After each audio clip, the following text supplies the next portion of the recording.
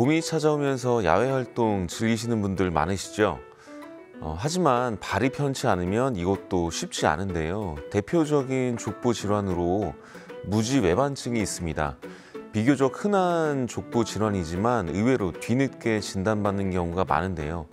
무지외반증은 엄지발가락 변형이 진행되면서 여러 가지 합병증이 생길 수 있어서 꾸준한 관심이 필요한 질환입니다. 안녕하세요. 정형외과 전문의 문상영 원장입니다. 무지외반증은 발등뼈에 대해서 엄지발가락뼈가 외반, 즉 바깥쪽으로 휘는 변형을 말합니다. 무지외반증이 발생하는 중족 족지관절, 즉 발등뼈와 발가락뼈 사이의 관절은 발가락뼈 기저부에 부착하는 힘줄과 관절랑이 균형을 이루면서 관절이 정상적인 위치를 유지하고 있는데요. 어떤 원인에 의해서 힘줄이 정상적인 배열에서 벗어나거나 관절랑이 늘어나게 되면 관절에 변형이 생기게 됩니다. 엄지발가락이 검지발가락 쪽으로 휘어지는 질환이라고 생각하시면 됩니다.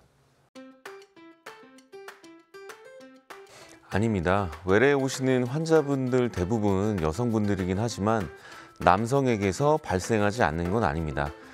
실제로 국민건강보험공단에 따르면 남성 환자의 연평균 증가율이 13.1%로 여성보다 무려 2배나 높았는데요. 요즘은 남자도 가꾸어야 하는 시대이다 보니까 편한 신발보다는 볼이 좁고 딱딱한 구두를 많이 신으면서 무지외반증 발생 빈도도 조금씩 증가하는 추세입니다. 초기에는 통증 외에 별 증상이 없어 보이지만 방치될 경우에 여러 합병증이 생길 수 있습니다.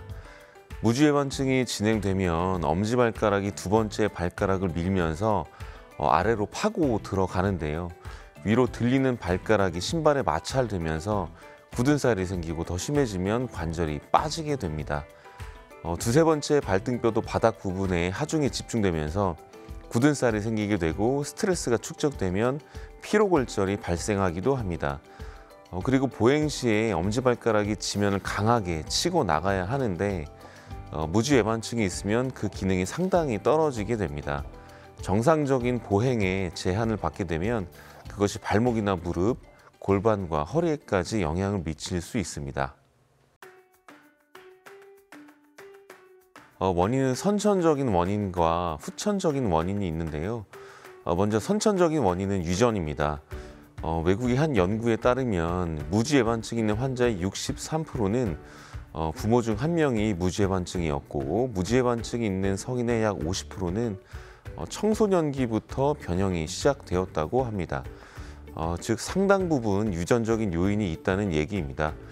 후천적인 원인 중 대표적인 것이 바로 여성들의 하이힐입니다. 앞쪽이 좁은 신발을 신게 되면 힘줄의 배열이 엄지발가락을 바깥쪽으로 휘게 하는 쪽으로 위치하게 돼서 무지외반증을 유발할 수 있습니다. 서양에서 무지외반증 빈도가 높고 동양에서 하이힐을 신게 되면서 그 빈도가 늘어나고 있다는 점을 봐도 하이힐이 원인임을 간접적으로 알 수 있습니다. 먼저 A4 용지에 발을 대고 엄지발가락 안쪽에서부터 발 중간까지 발 모양대로 따라서 그려봅니다. 각도기로 각도를 측정해서 15도 이상 나온다면 무지외반증을 의심해 봐야 합니다. 체중 부하 방사선 검사를 해서 여러 부위에서 정확하게 각도를 측정한 후에 변형 정도를 정확히 파악하고 치료 방법을 결정할 수 있습니다. 초기라면 약물 치료와 보조기로 통증을 조절할 수 있겠고요. 심한 경우에 수술적 치료를 하게 됩니다. 수술법이 수십 가지가 넘는데 원리는 다 비슷합니다. 튀어나온 발등뼈를 부분적으로 잘라낸 후에 발등뼈 절골과 연부 조직 유리술을 통해서 변형을 교정하게 됩니다.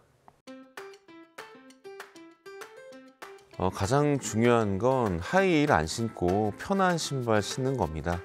충분한 스트레칭과 바른 걸음걸이로 발에 부하되는 스트레스를 줄여주는 것도 중요하고요. 체중 조절과 발 사이즈에 맞는 신발을 신는 것도 중요합니다.